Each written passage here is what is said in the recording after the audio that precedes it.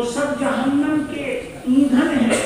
جو کفر کی حالت میں مرے ہیں، ان پر یا تو پکڑا کرنا چھوڑ دو، ورنہ اللہ تعالیٰ اس گوبرے سے بھی زیادہ تمہیں ذلیل کر دیں گے جو اپنی ناک کے ذریعے پخانا بھی آتا ہے۔ ایک گوبرا، وہ گوبر کے اندر منہ کی طرف سے سوراخ کرتے ہوئے گوبر میں گھستا ہے، جو کہا کہ یہ جو ہے جس کا مشغلہ ہی گوبر کے اندر گھسنا ہے اور اپنی ناک کے ذریعے جو سوراخ کر کے گوبر میں گھستا ہے، جتنا ذلیل یہ کیڑا ہے اس سے بھی زیادہ ذلیل اللہ تمہیں کر دیں گے اگر تم اپنے آبا پر فخر کرنا نہیں چاہتے۔ جی عن النبي صلى الله عليه وسلم قال لينتهين أقوام ينتقمون بآبائهم الذين ماتوا إنما هم فرق جهنم أو لا يكونن أهون على الله من الجعل الذي يلازم القلاء بأنفه جو آنے کو گراتا ہے اپنی ناک کے ذریعے۔ إن الله أذهب عنكم عبية الجاهلية وفقرها بأبي الآباء إنما هو مؤمن تقي وفارق شقي۔ بس انسان دو ہیں، یا تو وہ پرہیزگار ہیں یا بدبخت ہیں، اور تمام انسان حضرت آدم کی اولاد ہیں اور آدم مٹی سے پیدا کیے ہیں، بس اس معنی پر سب انسان یکساں ہیں، اور اللہ کے یہاں درجہ رکھنے والے بندے صرف وہ ہیں جو پرہیزگار ہیں۔ آباء و اجداد کی وجہ سے کسی کے لیے کوئی فخر کی بات نہیں ہے۔ جی إنما هو مؤمن تقي وفارق شقي الناس بنو آدم وآدم خلق من التراب۔ وفي الباب عن ابن عمر وابن عباس رضي الله عنهم هذا حديث حسن وبه قال حدثنا هارون بن موسى بن أبي ألقمة القرمي المديني قال حدثني أبي عن هشام بن سعد عن سعيد بن أبي سعيد عن أبيه عن أبي هريرة رضي الله عنه أن رسول الله صلى الله عليه وسلم قال قد أذهب الله عنكم مبيد الجاهلية وفقرها بالآباء تقي وفارق شقي والناس بنو آدم وآدم من تراب هذا حديث حسن وسعيد بن أبي وقد سمع من أبي هريرة ويروي عن أبيه أشياء كثيرة عن أبي هريرة رضي الله عنه وقد روى سفيان الثوري وغيره من هذا الحديث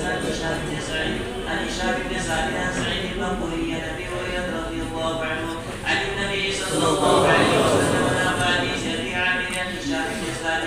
آخر المسند والحمد لله رب العالمين وسلامه وسلامه على سيدنا محمد النبي وآله الطاهرين۔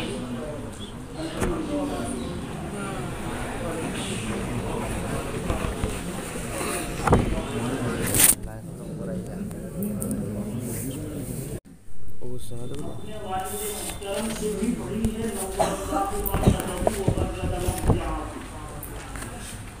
اور حضرت مولانا ارشد مدنی دامت برکاتہم و مدت فیوزہم، اللہ تعالیٰ صحت و عافیت کے ساتھ کو ہمارے سروں پر واقع اور ان دونوں اکابرین کی اوپر کی جو سند ہے معروف ہے، آپ حضرات جانتے ہیں۔ میں آپ حضرات کو اس کی اجازت دیتا ہوں، اور کل میں نے کچھ لوگوں کے لیے مستثنا کیا تھا، میں اگرچہ ان کی جو حرکت تھی وہ بہت بری تھی لیکن میں ان کو معاف کرتا ہوں، اور وہ اجازت اب سب کے لیے اجازت ہے، بس اب دعا کرنی چاہیے۔ اور ایک آخری نصیحت یہ کر رہا ہوں، قرآن کریم سے محبت کے بعد دیکھو بھائیو، امت کا عجیب حال ہے، قرآن کریم سے بہت دور ہو گئے ہیں۔ میں آپ حضرات کو یہ بات بتلا رہا ہوں، ہمارے فضلہ جو اچھے فضلہ جنہوں نے 20 سال مسلسل پڑھایا ہو، ان کے سامنے اگر تم